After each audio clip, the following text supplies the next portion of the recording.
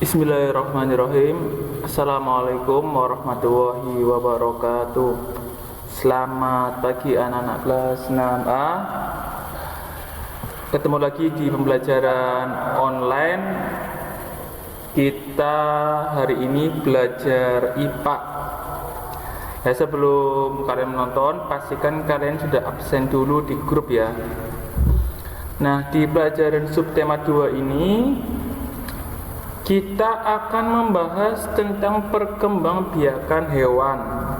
Setelah kemarin kita membahas perkembangbiakan pada tumbuhan yang ada dua ya, pertama generatif, kedua vegetatif. Nah, sekarang pada hewan pun melakukan perkembangbiakan untuk memperbanyak jumlahnya. Nah, di sini ada 3 cara perkembangbiakan hewan. Pertama, dengan bertelur atau nama lainnya ovipar. 2, dengan melahirkan atau nama lainnya vivipar. Yang ketiga, bertelur kemudian melahirkan atau ovovivipar ya. Contohnya gambar di sini itu ada ayam dengan cara bertelur atau ovipar. Kita bahas satu persatu. Hewan-hewan petelur atau dengan berkembang biak dengan ovipar ini mempunyai beberapa ciri-ciri. Pertama, tidak memiliki daun telinga. Kedua, mengerami telurnya. Contoh hewan ovipar atau dengan cara bertelur ada burung, ikan, reptil, dan katak. Nah, reptil itu berarti sejenis ular atau kadal ya. Ini hewan berkembang biak dengan cara bertelur atau ovipar. Selanjutnya, hewan yang berkembang biak dengan cara melahirkan ini juga mempunyai beberapa ciri-ciri khusus. Pertama, memiliki daun telinga. Ya, daun telinga berarti telinganya itu besar atau panjang. Terus tubuhnya itu beberapa hewan ditutupi dengan rambut. Ya, jadi contoh hewan yang melahirkan atau vivipar adalah kelinci, sapi, kambing, beberapa jenis ikan seperti lumba-lumba dan paus, dan landak. Ketiga,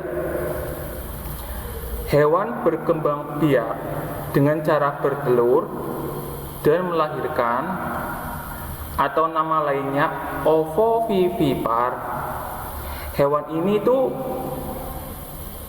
yang bertelur dan melahirkan tidak mempunyai ciri-ciri khusus. Ya, jadi hewan itu nggak mempunyai ciri-ciri khusus. Contoh hewan ini ada ikan hiu, kuda laut, dan platypus, serta sebagian ular itu ada yang bertelur kemudian melahirkan. Selanjutnya, perkembangbiakan hewan. Pertama tadi ya, vivipar dengan cara melahirkan. Ada contohnya, ada ikan paus ya, di sini ada ikan paus. Jadi hewan yang dengan cara melahirkan ini embrio atau calon hewan tumbuh di dalam tubuh induknya ya, jadi tumbuh di dalam perutnya atau rahim induknya pada hewan tersebut. Itu ya, jadi berkembang biaknya atau proses tumbuhnya di dalam tubuh rahim induknya itu vivipar ya, embrionya. Apa itu embrio? Tadi embrio itu calon anak hewan tersebut ya. Nah, ovipar ini dengan berkembang biak secara bertelur. Embrio atau calon hewannya itu tumbuhnya atau berkembangnya di dalam telur. Jadi hewan tersebut bertelur dulu. Setelah itu telur tersebut ya embrionya itu tumbuh, lalu kemudian menetas menjadi hewan baru. Ya, kalau ovipar itu berkembangnya di dalam telur. Kalau tadi vivipar melahirkan di dalam tubuhnya induknya ya. Terakhir, hewan ovovivipar perkembangbiakannya pertama dengan cara bertelur dulu, kemudian melahirkan. Embrionya atau calon hewan barunya tumbuh di dalam telur yang tersimpan di dalam tubuh induknya. Jadi telurnya tidak keluar dari tubuh induknya, tapi telurnya itu berada di dalam tubuhnya. Kalau ayam kan keluar dari tubuh induknya. Nah, kalau ovovivipar telurnya itu ada di dalam.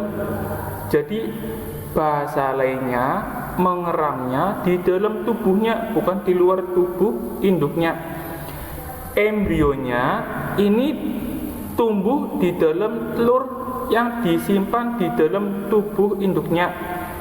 Setelah telur menetas di dalam tubuh induknya, hewan itu baru keluar dari tubuh induknya dengan cara melahirkan atau sudah berbentuk hewan kecil. Ya, jadi ovovivipar ini hewannya itu bertelur di dalam tubuh induknya. Setelah menetas di dalam tubuh induknya, anak atau hewan kecil tersebut baru keluar secara melahirkan.